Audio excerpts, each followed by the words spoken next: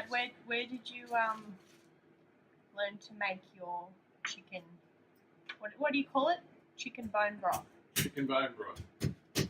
I learned You lost something already.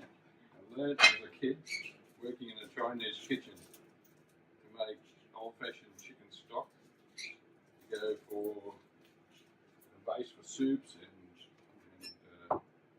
a lot of the Chinese food that went into the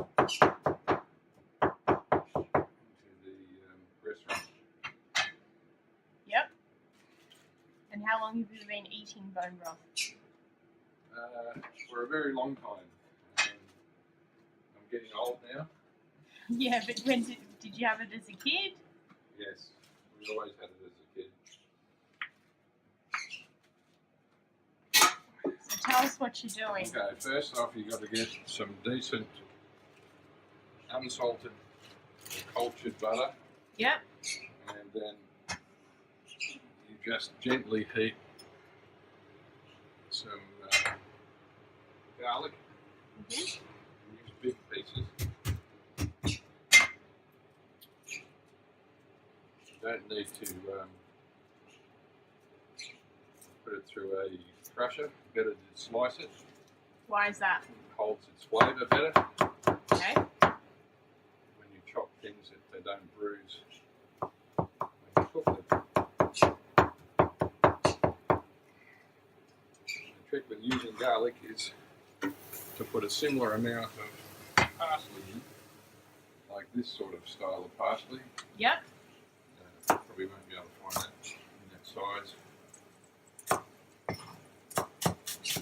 Because that stops that garlic smell and keeps the taste. Right. So you definitely need parsley when you're cooking garlic, don't you? Yep. And then you add some ginger. Yep.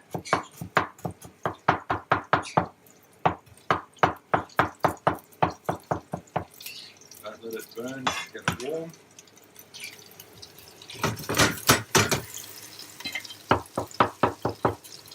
You want me to stir it? No, we're good. Good. You can see even the skin of the ginger should go in just as long as it's clean, no dirt. Okay. Then you add some chopped onions. Use large pieces again Why? because they hold together longer. You don't want it to shred. Because we're going to boil them down so much. Yep. You want to do it slowly. Yep. And then if you need to get rid of the garlic smell, rub your fingers on the pot wherever there's stainless steel. Okay. Stainless steel takes away the garlic smell.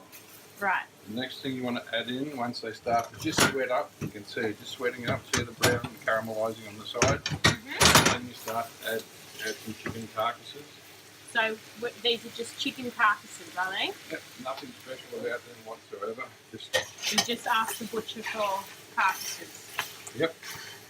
And here's another trick. Use a potato masher. Okay. Because that cracks the bones, which lets the bones come out. You can use this potato masher a couple of times. Yep. Now, before it burns, before it gets any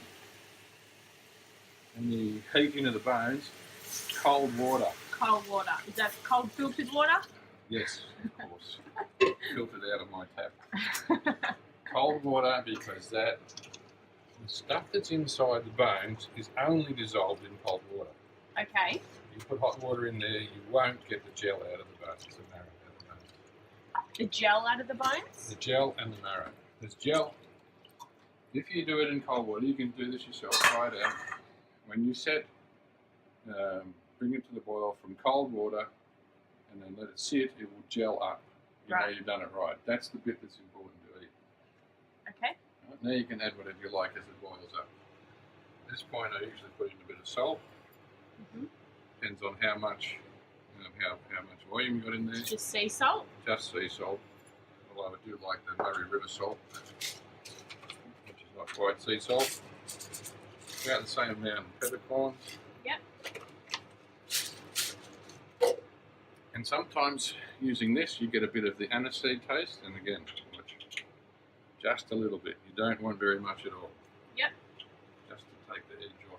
If you're making chicken sweet corn soup, that stuff works beautifully. And a little bit of this. If you put too much of this, it'll take the taste and make it dry and tangy. And use a grater that...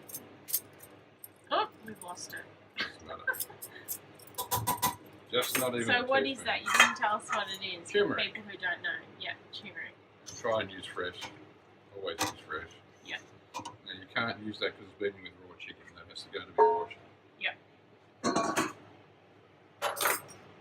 So just a few little, not much of the turmeric at all. Not even a teaspoonful. Alright. For that volume.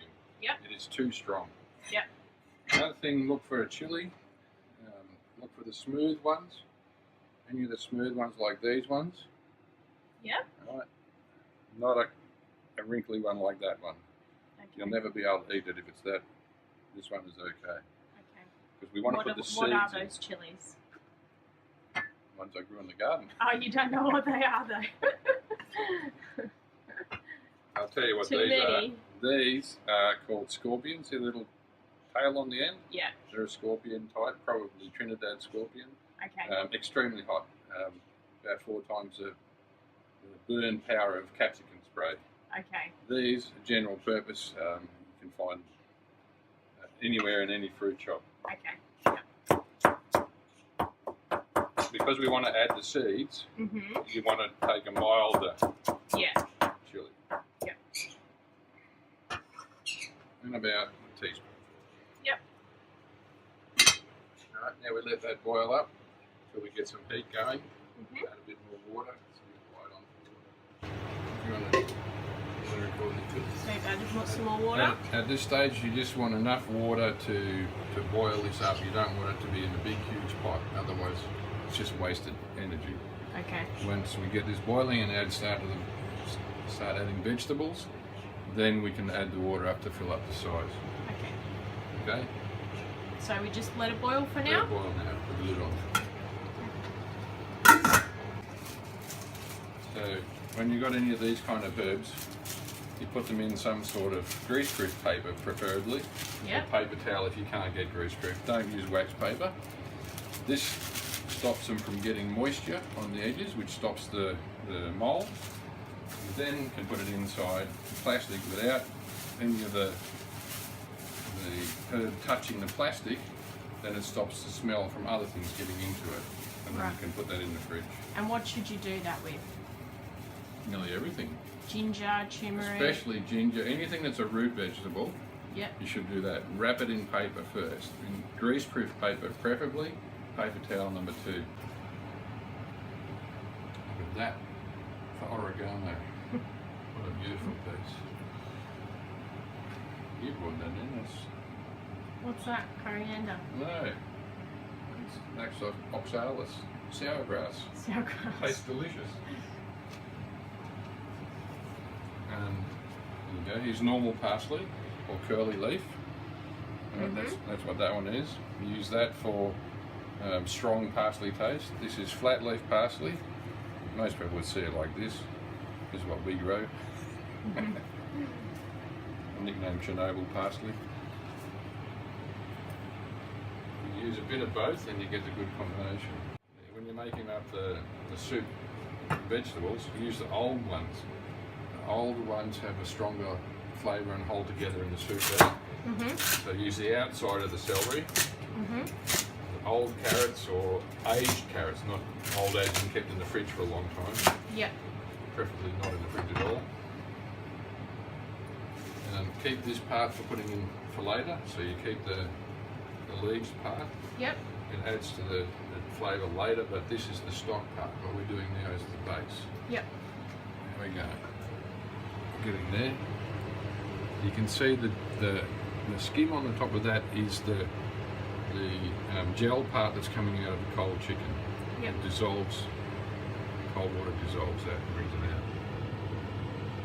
It's exceptionally good for you. Okay. Now we have to wait. What's it good for? joints. Joints? All your joints. Old-fashioned bone soup had all of those things coming out of the bones, which is good for your joints. You look at any wild animal, look at what they eat first. They go for the intestine parts, where is good stuff, high nutritional value, and then the joints, the cartilages and all those kind of pieces. And then they eat the meat. Okay, now we're bubbling away. Yeah, look at that. Now we're bubbling. Now we give it a bit of a smash around. Break the bones up even more. If we can. Just want to separate them, not break them. As in smash completely. Now we're going to add some veggies. Some carrot, big chunks. And some celery like that, big chunks again.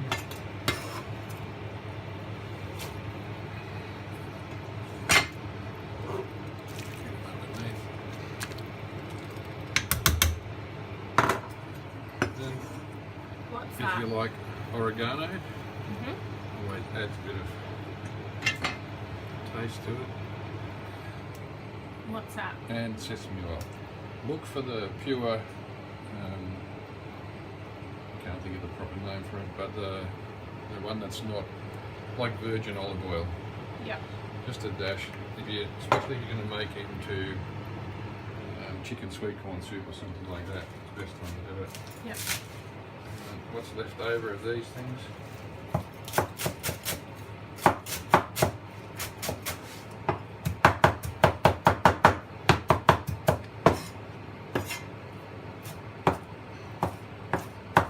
Fairly fine. So nothing gets wasted. The whole celery goes in. Whole celery goes in. Sometimes you get little burnt bits on the end. Just those bits you don't keep. Chuck them in the compost bin. Yep. Or if they like that. See that woody bit? Yeah. That has no real flavour. It's just all woody inside. No good. So it's good, but you have to boil it for a week. Right. You have to chuck those in the compost bin. Okay, now let the heat up again, and that should simmer and boil and then simmer for a couple of hours. For a couple of hours? Yep. You can see a little bit of dark around the edges there. That's just the scum from the butter, whatever's been on the bottom. Not a problem. Doesn't hurt to have that. Can you use anything else instead of butter? Some people don't like butter, or they're dairy free. So what can you use instead? I don't like many vegetable oils. Can you use a ghee instead? A ghee is a butter anyway. It's just clarified butter, or prefer any sort of animal fat, even if it's a clarified animal fat, is better than any vegetable oils at all. Like a duck fat, maybe? Duck fat probably be a bit strong, but it's worth a try. I've never tried it. Ghee definitely can be used, especially when you're cooking the garlic. It doesn't do any damage to the garlic. Okay. Alright, now we sit back and wait to taste this, because this is the time to taste. Alright? Taste it. So have a look at it now.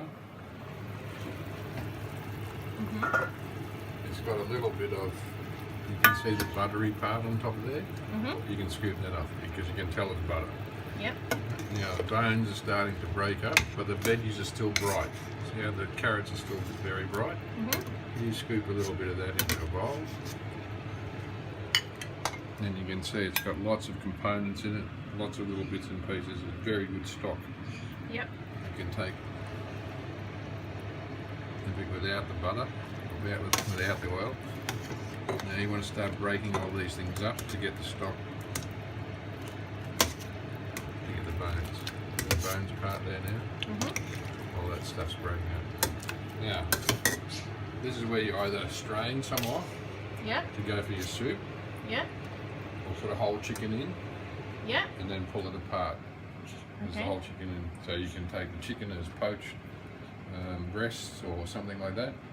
and then use that in sliced into a stir fry or something like that. Yep. When you make a stir fry, you use this part with the butter in it. Oh, yeah. So it's already got the oil and the butter. Yeah, the fat. The Yep. flavour. Okay. Now, this is where you got to taste it. Okay. Then he goes for a swim. And now we can add more water. Look at the heat. Cold water again. Yep. Just enough to cover it.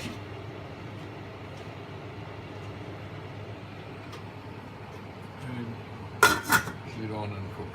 How long does that stay on for? About 30 minutes.